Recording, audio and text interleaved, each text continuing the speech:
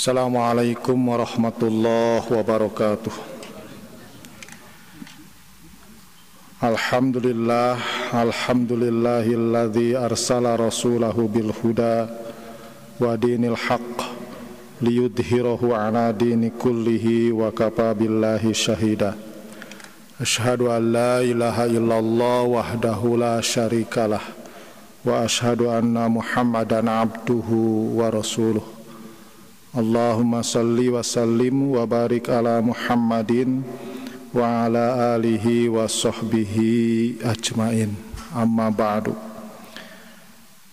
Bapak dan Ibu hadirin rahimakumullah, jamaah subuh Masjid Pusdai Jawa Barat yang insya Allah senantiasa diberkahi oleh Allah Subhanahu wa Ta'ala. Marilah kita memanjatkan puji dan bersyukur kepada Allah Subhanahu wa Ta'ala atas limpahan nikmat dan karunia-Nya. Kita masih diberikan kesempatan dan kenikmatan untuk melaksanakan ibadah Jumat yang tentu saja mudah-mudahan setiap langkah kita semua dari tempatnya masing-masing menuju ke masjid ini mendatangkan rahmat, magfirah, hidayah, serta keberkahan dari Allah Subhanahu wa Ta'ala. Amin ya rabbal alamin. Hadirin rahimakumullah, di dalam surat At-Taubah ayat 36 Allah Subhanahu wa Ta'ala menjelaskan tentang banyaknya bulan dalam satu tahun. Allah berfirman, inna iddatas suhur indallahi isna asara syahran fi kitabillah yawma khalaqas samawati wal ard minha arba'atu hurum. Inna iddatas suhur indallah isna asara syahran. Sesungguhnya kata Allah Subhanahu wa Ta'ala, bilangan bulan dalam satu tahun itu adalah 12 ya, seperti hanya kita ketahui mulai dari Muharram sampai Zulhijjah ya. Nah, Allah menetapkan minha arba'atu hurum. Dari 12 itu Allah tetapkan 4 diantaranya sebagai bulan yang mulia. Dalam sebuah hadis dijelaskan salah satun mutawalliyatun. Nah, 3 itu beriringan, yaitu Zulqa'dah, Zulhijjah, dan Muharram. Warujab, kemudian yang keempatnya adalah Rajab, mudarrun baina Jumada wa Sya'bana. Yang keempat adalah bulan Rajab. Jadi keempat bulan mulia itu adalah Zulqa'dah, Zulhijjah, Muharram, dan Rajab. Nah, lalu kalau bulan Ramadan apa? Gitu ya.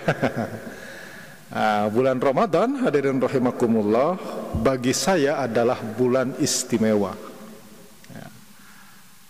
Kenapa saya katakan bulan istimewa? Karena satu-satunya bulan yang disebut di dalam Al-Quran itu adalah bulan Ramadan. Syahrul Ramadan alladzi unzila fihil Qur'an. Langsung Allah menyebutkan nama Ramadan itu ya, dan kemudian mensifatinya sebagai tempat, sebagai waktu yang dipilih oleh Allah Subhanahu wa Ta'ala untuk menurunkan Al-Quran, di mana Al-Quran itu selanjutnya harus dijadikan pedoman hidup manusia. Bahkan lebih daripada itu, paman syahida minkumus syahru falyasumhu. Keistimewaan yang lain, semua manusia, orang-orang yang beriman, ketika dia mendapati memasuki bulan Ramadan, maka secara otomatis datanglah lahirlah kewajiban untuk berpuasa. Jadi tidak ada kewajiban berpuasa selain kalau kita bertemu dengan bulan Ramadan. Kalau tidak bertemu dengan bulan Ramadan, tidak ada kewajiban kita untuk berpuasa. Wajibnya kita berpuasa itu manakala muncul atau datangnya bulan Ramadan. Faman syahida minkumus syahra falyasumhu, kata Allah Subhanahu wa taala. Nah, hadirin rahimakumullah, di luar itu juga dalam sebuah hadis qudsi dinyatakan bahwa qala Allahu kullu amal ibni Adam lahu illa siyam. Nah, kata Allah nih ya, firman Allah Subhanahu wa taala.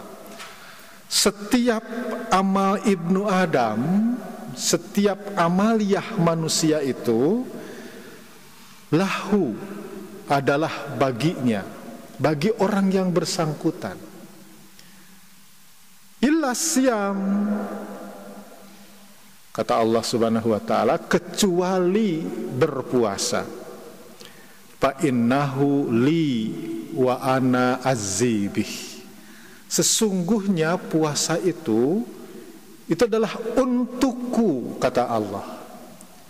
Wa ana azzibih, dan akulah yang memiliki hak prerogatif untuk menentukan berapa, sebesar apa ganjaran yang nanti akan diperoleh orang yang berpuasa itu.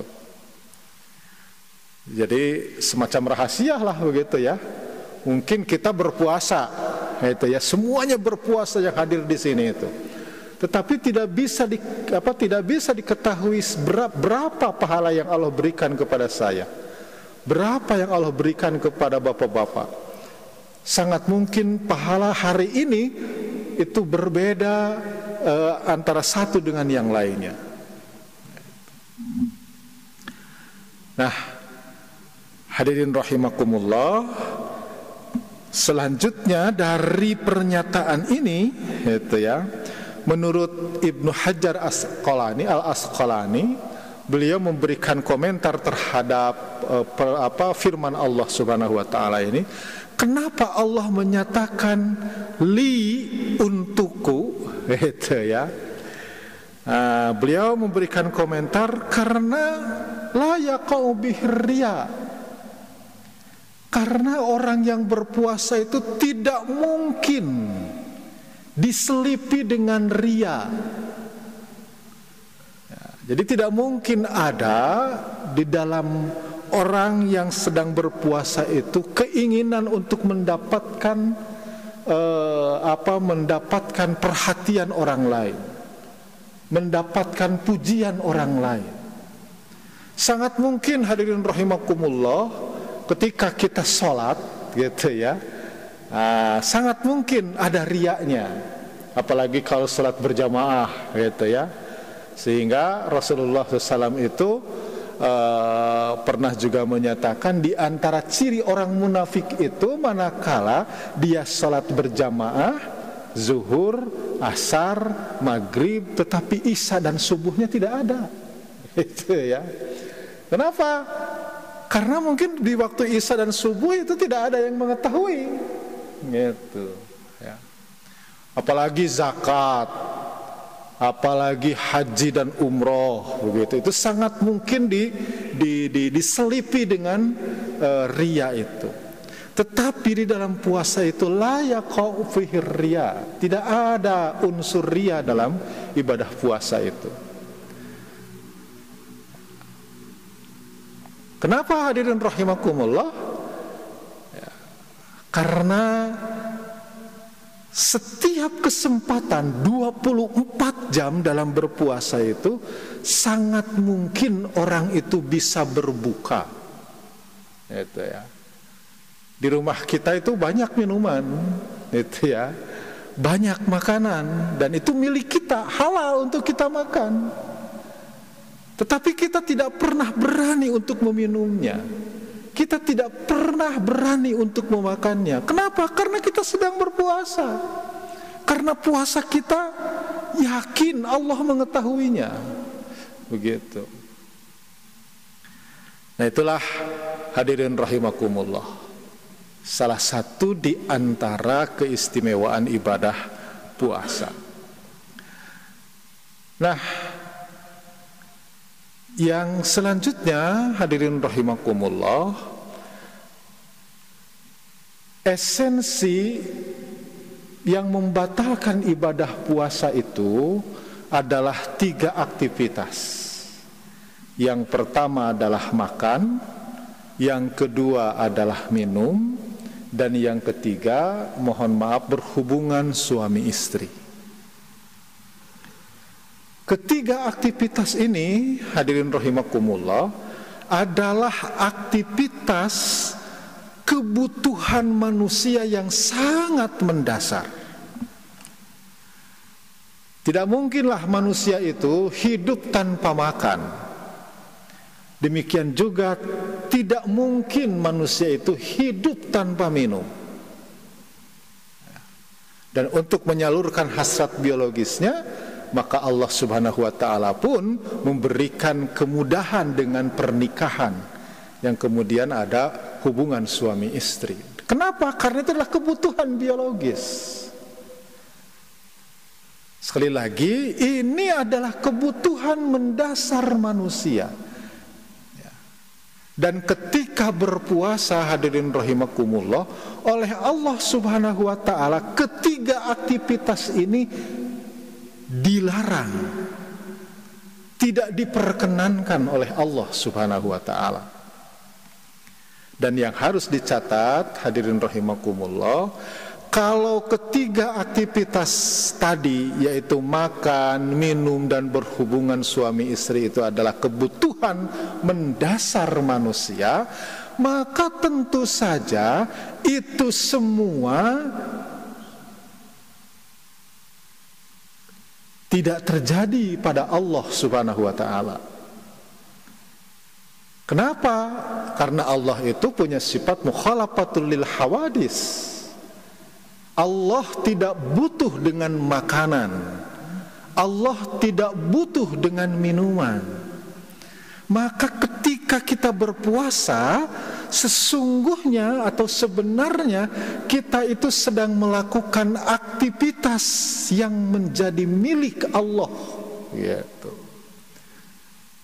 Jadi ketika kita berpuasa itu, ketika kita tidak makan, sesungguhnya kita sedang beraktivitas yang sejatinya itu adalah milik Allah, di mana Allah itu tidak pernah makan, gitu ya.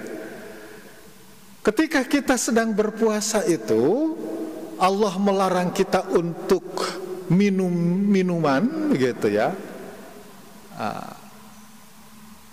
Maka ketika itu kita sedang melakukan sesuatu yang sebenarnya adalah milik Allah, di mana Allah itu tidak butuh dengan minuman, gitu. Artinya hadirin rahimakumullah, ketika kita sedang berpuasa itu, ketika itu hadirin rahimakumullah, kita sedang ada pada posisi, keadaan, kondisi sedekat-dekatnya dengan Allah. Jadi ketika kita berpuasa itu sebenarnya kita sedang dekat-dekatnya dengan Allah. Kenapa? Karena kita sedang melakukan sesuatu yang sejatinya itu adalah milik Allah, begitu. Itulah sebabnya di dalam rangkaian ayat puasa, gitu ya, ayat 183, 184, 185 itu ayat puasa, 187 itu juga ayat puasa, 188 juga ayat puasa.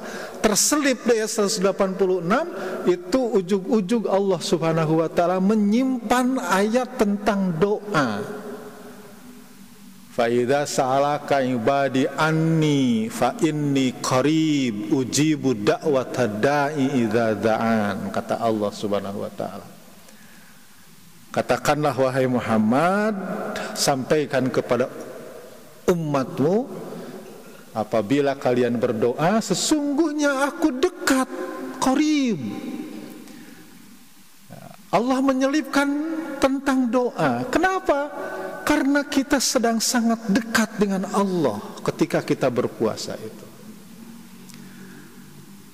Nah, hadirin rahimakumullah, yang juga sangat fenomenal begitu ya, yang harus kita ketahui, betapa dalam ibadah puasa itu ternyata juga hadirin rahimakumullah, sekalipun kita sedang melakukan perbuatan-perbuatan yang sejatinya milik Allah Subhanahu wa taala itu begitu ya, tetapi kita tidak melepaskan sifat-sifat kemanusiaannya.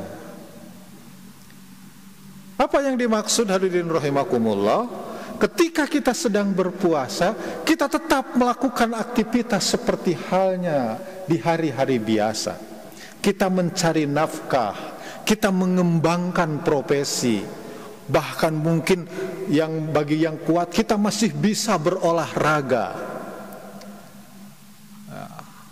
Orang yang biasa mencari nafkahnya di pasar, mereka datang ke pasar untuk berdagang, berjual beli sambil berpuasa. Orang yang menjadi karyawan, dia tetap melaksanakan aktivitasnya sebagai karyawan sekalipun dia tetap berpuasa. Jadi tidak ada pekerjaan, aktivitas manusia yang terhalangi oleh puasa ini. Jadi kediriannya sebagai manusia tidak ditinggalkan, tetapi pada saat yang sama orang yang berpuasa itu juga sekali lagi tadi sedang melakukan aktivitas yang semua itu adalah milik Allah Subhanahu wa taala, yaitu tidak makan, tidak minum, dan juga tidak berhubungan suami istri. Nah, karena hadirin rahimakumullah, kita tidak melepaskan sifat-sifat dan aktivitas-aktivitas kemanusiaannya itu, maka demikian juga tentu saja hadirin rahimakumullah, puasa kita ingin sempurna gitu ya, maka tentu saja hadirin rahimakumullah, apapun yang kita lakukan, aktivitas apapun yang kita lakukan, itu akan senantiasa juga dilakukan secara hati-hati. Nah, itulah esensi daripada ketakwaan. Maka pantaslah ayatnya tuh la'allakum tattaqun. Kenapa kita diperintahkan untuk berpuasa? La'allakum tattaqun, agar kita itu menjadi orang-orang yang bertakwa. Artinya hadirin rahimakumullah, kita menyadari dari berpuasa itu gitu ya, bahwa dalam hidup dan kehidupan itu sebenarnya setiap langkah kita itu harus mengandung dakwah, gitu ya. Kita berada di kantor sebagai seorang karyawan, maka bagi seorang muslim, seorang mukmin, kita itu memiliki kewajiban berdakwah kepada orang di sekeliling kita, teman-teman sekantor kita, bahwa cara dan kemudian tindak laku, sikap kita di kantor itu ketika kerja itu, kita harus menunjukkan aktivitas yang terbaik, seperti halnya ketika kita bekerja sambil berpuasa.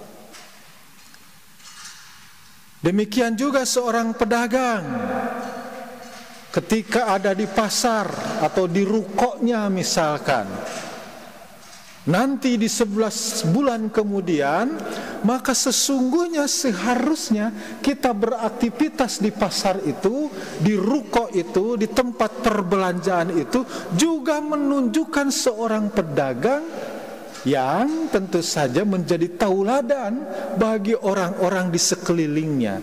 Kenapa?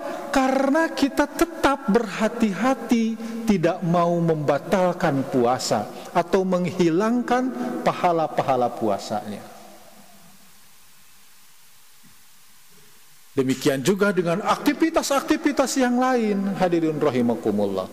Seperti halnya hari ini saja, kita pun di mana saja kita berada, Nah, kita melangkah itu akan berhati-hati.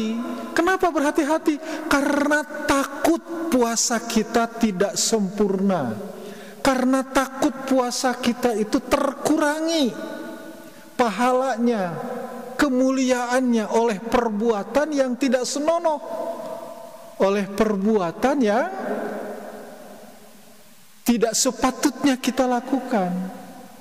Dan itulah hadirin rahimakumullah yang harus dibawa oleh kita selepas Ramadan nanti, begitu.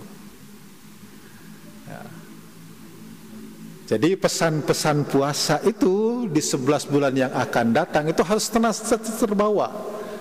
Di tempat bekerja tetap seperti ketika bulan Ramadan, di pasar, di tempat perbelanjaan harus tetap seperti di bulan Ramadan.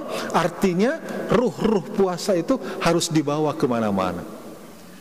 Dan ini artinya hadirin rahimakumullah, sekali lagi bahwa setiap langkah kita, seluruh aktivitas kita itu sesungguhnya menjadi menjadi esensi dakwah kita di tengah-tengah masyarakat.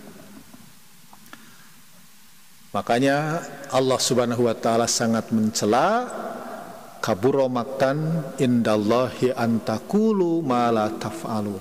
Allah sangat benci sekali kepada orang yang pandai berbicara, pandai mengemukakan sesuatu, tetapi dirinya sendiri itu berlawanan dengan apa yang dikatakan, apa yang diucapkannya. Kenapa?